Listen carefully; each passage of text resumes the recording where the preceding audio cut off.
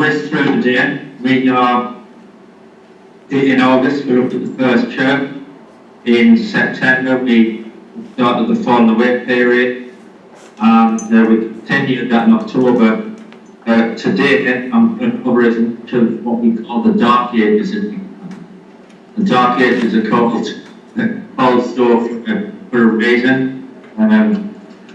Basically, if I go to the hand and give you right at the beginning of the line upon line, the illustrated history.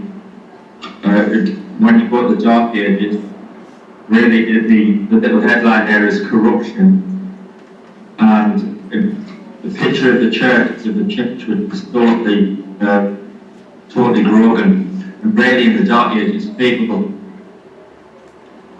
the right state have been looking for God, but in terms of history, we've just got corruption. So that's where we're at. But I try as much as I can, but you've got some very, very comprehensive handouts which you can read in the couple of months over Christmas. Right, we will start with, we're going to have a look at life in the church, so don't worry if you can't get your handouts. I'll talk you through, read at your own time. I'm just going to talk you through some things today. It's not my day, but it's where we'll have to be. Right, well, the first thing that happens is the church is getting influenced. We're going from 325 AD now to 187. And what's happening is the church is really being influenced by the non-believers. How do the pagans influence life and work in the church? Well, because of what Constantine did for a long time, he really wanted to create a new empire for himself. So instead of persecuting the Christians, he's not an empire. But he's not bothered what he believed. As long as they're not arguing, and he didn't want them to argue, that's why he had that camp in Nicaea. He didn't want them to argue, but he's not really bothered what they believe as long as they don't argue, because he doesn't want to lose any subject in it. So everyone's allowed to be a Christian, no matter what they believe. So different cultures bring in different beliefs, different paganistic beliefs, such as, it's all in your handout, not necessarily in the right order, but we have got things like worship of the angels. Also put an idea of a place called purgatory, right? A place where you go after death, where you go to be sick. It's a bit like a halfway house. You go there and sort of wait, and then, depending on what your relatives do, if your relatives paid up with me, the quick sale of indulgences, which prevent the could actually get out of the get to heaven. So it's a bit like waiting for the right, to go on the right journey, depending on what your relatives do for you. Another idea that came through this time was prayer for the dead. And also the obvious prayer was you didn't want to get out of purgatory. The idea of venerating the saints and saints becoming really important came around during this time as well. And saints really became on the same level as God. And even now, some of these ideas came on through the Catholic Church. Even now the idea of praying to saints. Nowhere in the Bible have I read that you pray to, in the Bible it's saying to someone who follows God, and more saints are living. The Bible talks about living dead people.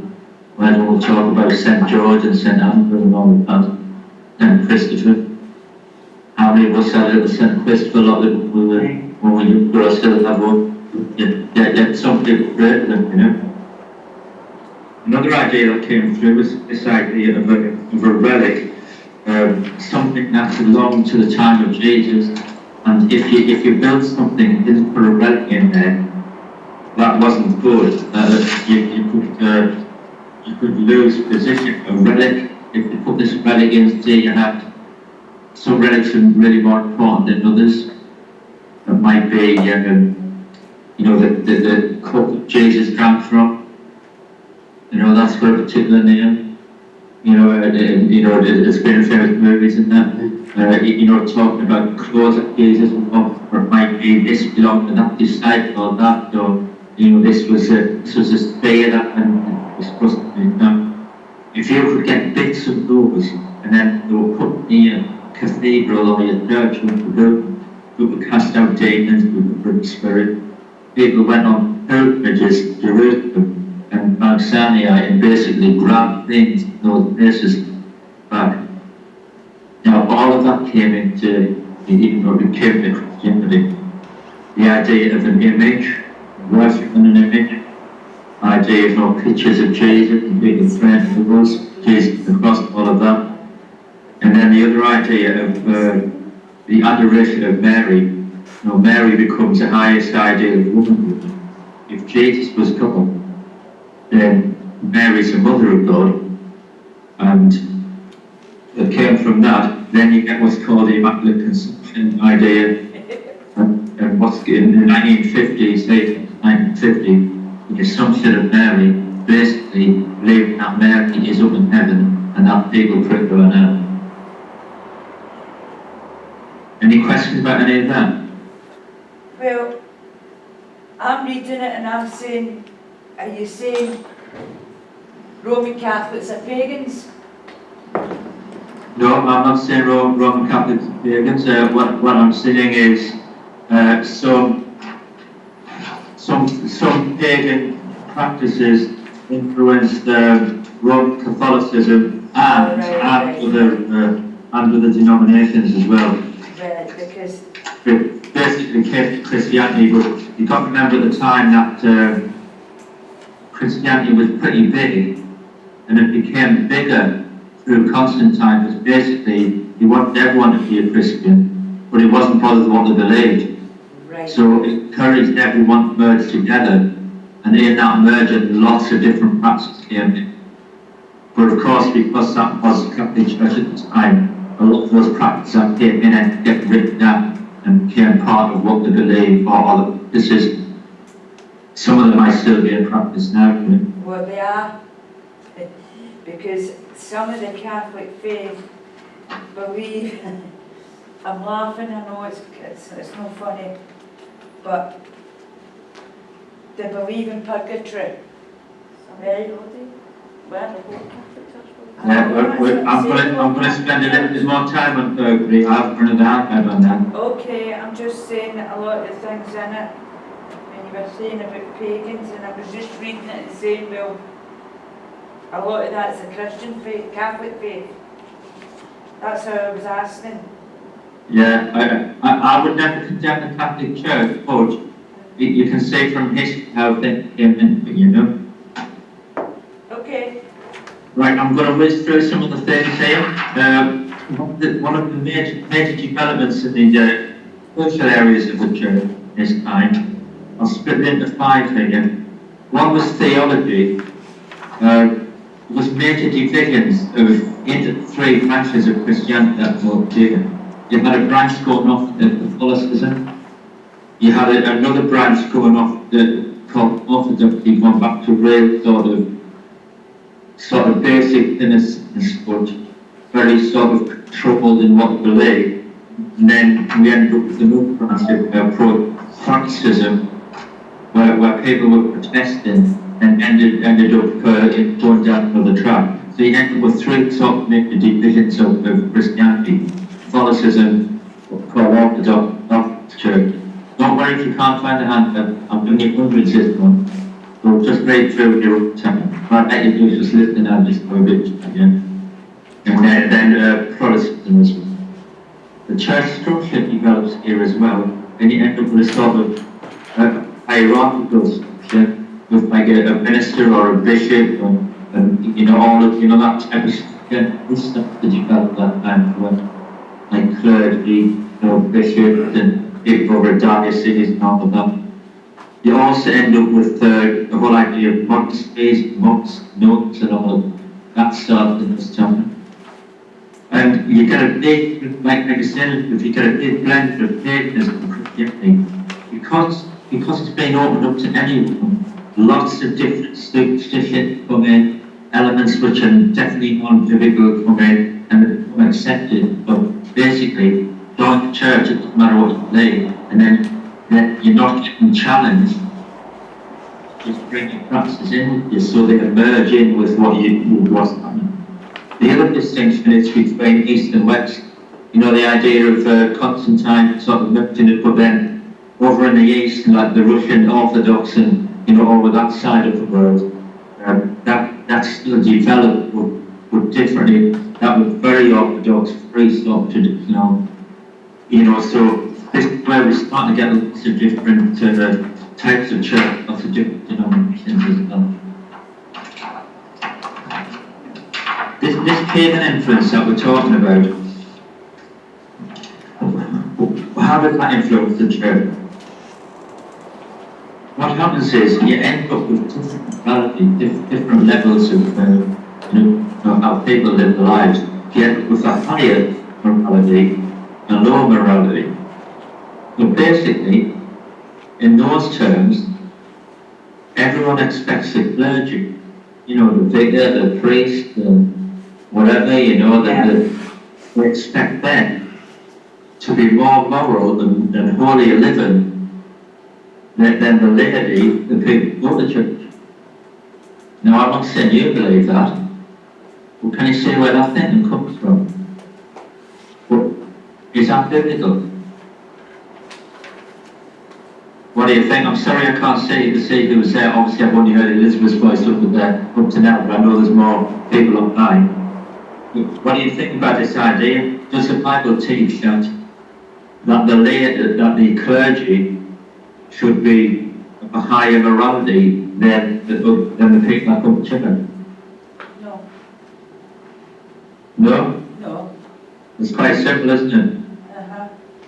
But if we went out and, you know, if we go and talk to people that are maybe not in church or people who don't go to church, they do often expect high level of morality from the priests, don't they? Yeah. So this is where the idea comes from. So, Set an example of the congregation, sort of thing. so what they do in the gospel, the same as in the gospel, there's advice and command. If you want to be holy, follow the command. If you want to be super holy, you also follow the advice.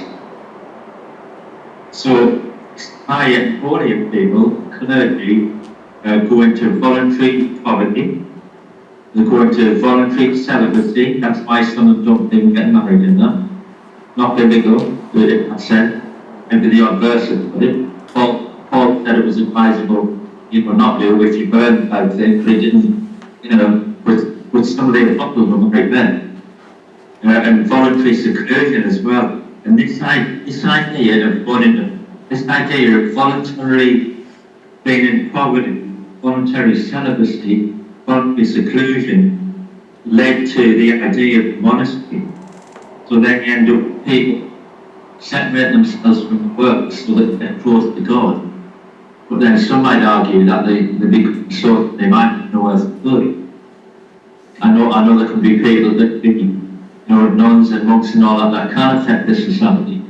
But this idea of separating themselves away, you can see where it's coming from. And what happens is you go through these sort of stages.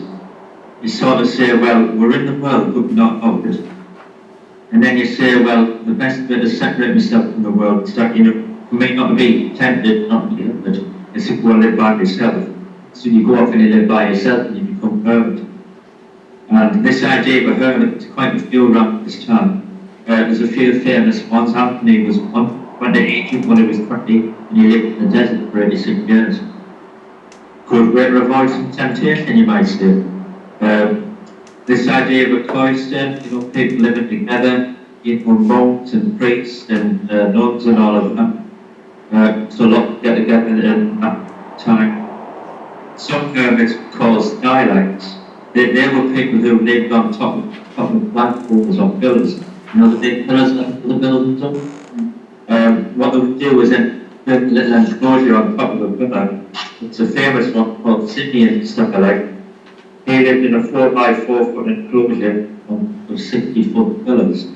He was known as a faith healer and medical world, communicated with the world by letters that went to the crown. He spent 30 years on top of that book. Yes. The church at the time was very in favour of it because they thought it was a very profitable way of life. Now I would argue that you're not quite evangelical. You're not being quite evangelical if you're doing that, I would argue. It's never.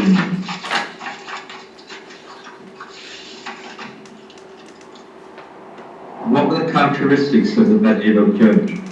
And here, when I think about England in medieval, I think about knights in armour, going around, talking about it, and joisting with each other and trying to kill each other and invade each other's castles.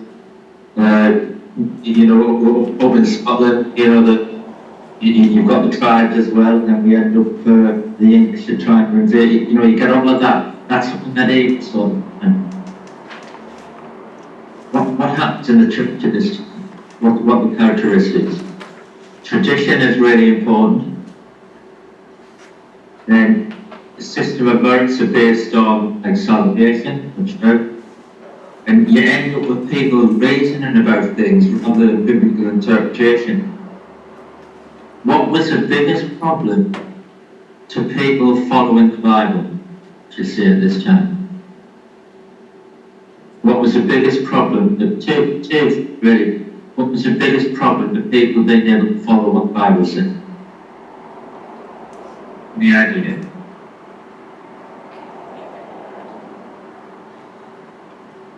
Can you hear me up there, Scotland? No. What do you think the biggest problems were to following the Bible? The biggest problem of following the Bible.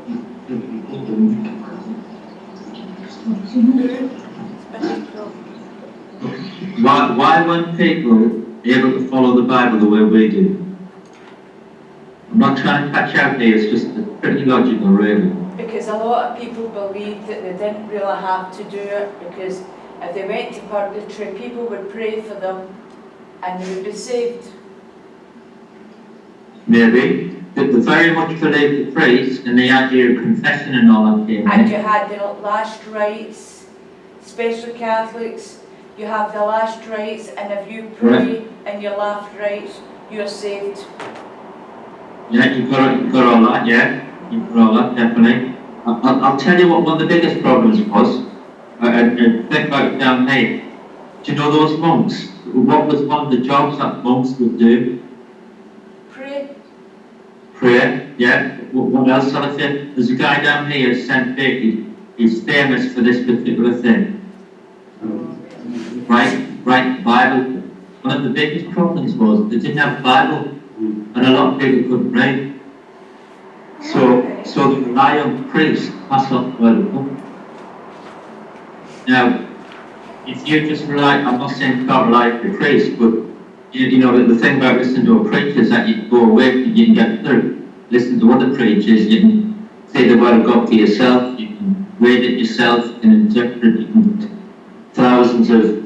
Whereas here went one person, and it was all tradition. They haven't got Bibles themselves. The Bibles are often handwritten, illuminated, taken years, one of them. But the printing press hasn't been invented yet. And basically, most people, the everyday person, can't read. So you're relying on tradition, which is, if you've got a great priest, maybe that's good, but it hasn't. Yeah, so then what happens is you couldn't defend with anything, as Marie said here, you could end up with just someone's philosophical ideas, someone's thoughts on something, rather than what the Bible says. So mysticism comes in, superstition can come in, other pagan practices, lots of different. This what is things that corrupt, man perverts things and brings his own thing and his own practices and his own traditions into things. But you haven't got the word of God referred to in the way that we have now. And really, to a great extent, the clergy and the hierarchy are corrupted by power. Not saying all of them, but a lot of them are corrupted by power, money, and sexual immorality. you know, I don't want to be too sort of rude here, but you've got men and women, but maybe especially men, who've decided on the big tour that they need to be celibate. You know, some of them couldn't cope with that and end up doing things with the book of darkness and that, and you know, that's all I'll say really. So become corrupted by power, money and sexual immorality. This idea of the, and I am with an pastor today, I'm sorry for that, but see, you have got the most to refer to. This idea of a difference between the East and West in terms of Eastern Orthodoxy and Roman Catholicism. So we're thinking about over in Russia and that sort of area. The East refuses to acknowledge the supremacy of the Pope and Pope infallibility. This idea that the Pope really is God and can't do any wrong. The Roman Catholic Church takes second ball, but the Eastern Orthodox Church don't. The West accepts that the Spirit comes from both the Father and the Son. The East believes that the Spirit comes only from the Father. The East doesn't fully accept the doctrine of purgatory, but the Roman Catholic Church does. And although the East deeply respects Mary, they don't believe in the Immaculate Conception. They don't believe that she is on the right hand of God, that she is up in heaven and she's in deity. That's like great one. They just say her as a woman who fulfilled its will. But the Roman Catholic Church will venerate Mary. The East allows icons, but not statues. But the West has statues, and you know, you can see statues of Jesus, statues of Mary in particular, and all these sorts of things come in, but you get a big split between the Orthodoxy and the West there, the Roman Catholicism. What else happens is the Eastern Church is still practicing baptism with immersion, whereas the West is starting to adopt sprinkling. A married man could become a priest in the East, but not Syria, Rome. I'm not sure about now, but in those times, definitely not Roman Catholic priest. There are also lots of differences in the way that they got administered in the church and that. In terms of doctrines, there's a lot of difference. Both accept the seven sacraments, you know, baptism and all of those, and believe in the baptism of saints. But these Eastern churches, you know, have developed differently. So nowadays we're talking about the likes of Greece and Russia. And when you think about it, you think priests, those sort of, you know, mitre type hats on and the big robes and all of that. We're talking about Greece, Russia, Ukraine, Romania, Bulgaria, Serbia, those sorts of area in it. Right, take a little breath and then we'll move on. Let's just spend a little time think about the whole idea of the papacy, the Pope. We'll call this little section the rite of the Pope. So, in a time just after Jesus, we had the family of apostles, we had the apostles, we had bishops, presbyters, elders, deacons, who stood at the table, all of that, you know. Then we end up with, it develops that you get what's called a monarchical bishop, you know, a person in charge. Then you get a board of presbyters, and then you get 7 deacons. Then you end up with what's called a metropolitan bishop, he's over a diocese or a parish. And then you get patriarchs, where the big sort of metropolitan bishops are in like really important places like Rome and Antioch and Alexandria, Jerusalem and Constantinople, you know, which is presently Istanbul. And what happens is from there, Rome becomes really important. I don't know whether you've had a chance to go to Rome. In my pre-children days, I had a chance to go there. The fact that Rome is the Vatican City, the city within a city. But when you go in there, you've got the Sistine Chapel, you can escape it. It's just, it's a different country in itself, the country. And it's, you know, it's fascinating. Rome becomes The church in Rome was larger than any other church. Rome had resisted false philosophies of Gnosticism and monasticism, so it looked like it was a strong area. They believed in apostolic succession. Their take that Peter was the first pope because Peter was meant to be the head of the church in Rome. So anyone that succeeded Peter as a bishop of Rome was really looked upon as the head of the church. And what happens is in 330 AD, Constantine moved the seat of the empire to Constantinople, so he took the political influence out of Rome, which meant that the Bishop of Rome became the most important figure in the church at the time. A guy called Leo was head of the Roman Church from 440-461. He pressed this idea of the primacy of Peter being the first pope, and that the one inherit that title from him. In 476, there was the fall of Rome, the Germans invaded. The head of the church then was looked to as a spiritual father. He was called Papa, and from this came the term Pope. That's where the word Pope came from. 600 to 700 AD, the Muslims taken over the Eastern Empire. They took to Jerusalem and to Alexandria.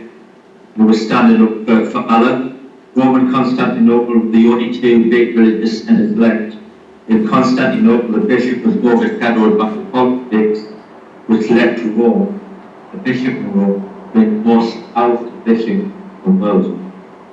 In 590, Gregory the Great started what is known as the Church system.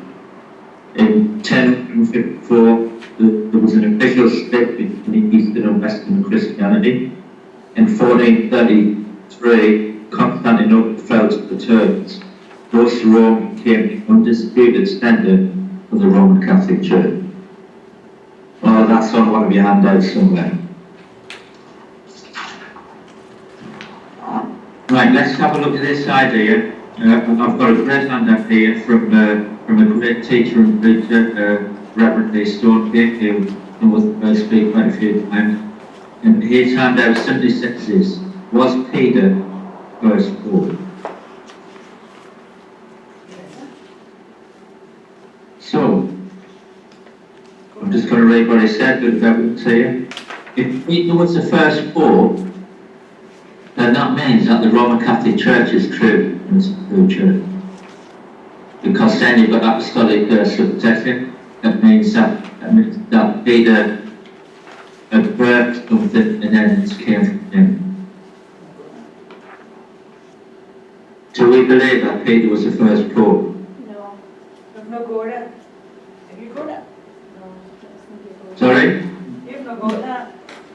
You will have it amongst the hundreds that you've got. All right, okay. You will have it, so I wouldn't worry. I've got about 50 handouts, I wouldn't worry about, you've got 2 months worth there. If you really get to the point where you definitely can't find something, just send a little note, I'll send the whole lot personally. That's a big email, brother. Okay. Right. The thing about this idea of Peter being the first pope, right? The thing is, according to the Bible, Peter was never in Rome. So you can't be a bishop of Rome if you've never gone to Rome. Because when we look through the Bible, according to Stonecake and studied this, 33 AD, Peter converted, Paul converted. 34 AD, Paul went to Jerusalem to talk with the elders, Peter's there. And 34 to 35 AD, Peter preaches throughout Pakistan. We've even got biblical scriptures for this. In 45 AD, Herod the First dies. Peter is put in prison by prior to that time, he was in prison. In 48 AD, Paul returns to Jerusalem 14 years after being there. Peter is a pillar of the church, and Peter's ministry is to the Jews, most of which live in Palestine. 50 AD, Paul stood to the faith without living up in Antioch of Syria. In 50 AD, Rome is a Gentile city and the Jews were driven out. So Peter wasn't allowed in Rome because he was a Jew. Always allowed in Rome because he's a Roman citizen. In 56 AD, Paul went to the church in Rome, saluting 27 people personally. He mentions 27 people. Guess who he didn't mention? Peter. If Peter was in Rome, Peter was the first pope, surely he would have been mentioned first. Or surely he'd been listed in 27 people. Well, Paul wouldn't have ignored him and not mentioned him at all, and mentioned the 27 people. Which leads us to the conclusion that maybe Peter wasn't in Rome, that's why he didn't mention him. 60 to 67 AD, Paul was in Rome. He writes from Rome to the Ephesians, to the Philippians, to the Colossians, and he's setting letter to Timothy. And all of that, in all of those letters, Peter is never mentioned as being or having been in Rome. Paul doesn't mention it at all. Paul even says in his writing, quoting Luke, is with him. If Peter was in Rome at the time, surely he would have visited this Paul in prison. Surely he would have. It doesn't get mentioned. So come to the conclusion that he wasn't actually in Rome at all, ever. And in 67 AD, 34 years Peter left Palestine, Peter would have been 65 to 70. He's still in Palestine. So the biblical evidence is that Peter was never in Rome. And it's pretty hard to be a pope of Rome if you've never been to Rome. You've got, I've given you an appendix, appendix J. This is called Development of Roman Catholicism. Fascinating document this, I've not made it for you, but have a little look at it when you find it. What it's got there is a list of different things that come into the Roman Catholic Church and sort of date that existed. It will tell you that prayers for there's hundreds of things, I'm just picking a few things out. Prayers for the dead coming in 300. The idea of the Trinity, 381. Mary called the Mother of God, 481. The idea of purgatory comes in 593. The title of Pope uses for the Universal Bishop, 610. Baptism by sprinkling, use of indulgences, prayer for the dead. The Ave Maria, Hail Mary prayer. You name it, it's in there. Big, fantastic list, I think, of different things that came in. Fascinating for me to read that. Right, if we were back in the old system, that would have been November's lesson. What I'm now going to do is try and look a little bit at what would have been December's lesson and continue the Dark Ages with you. Any questions about anything I've covered so far? No? What's that name? Extreme unction, like present dead. And decide that what Elizabeth was talking about. Right, Elizabeth mentioned it, we've mentioned it a little bit as well. Let's just talk about purgatory. Talk about what? Purgatory. Alright, Right, so I've got a big handout here on purgatory. yes. I'm sure you've got it, but don't worry if you can't find it. I've got it. What? We know it anyway. So purgatory is a temporary purge for souls who are ultimately destined for heaven. The purpose of purgatory is to purge Christians from their sins and to complete the payment for their sins and the didn't finish payment at every life.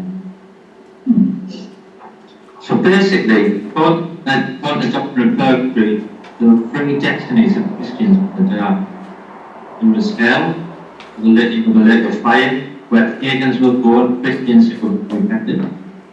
There is purgatory,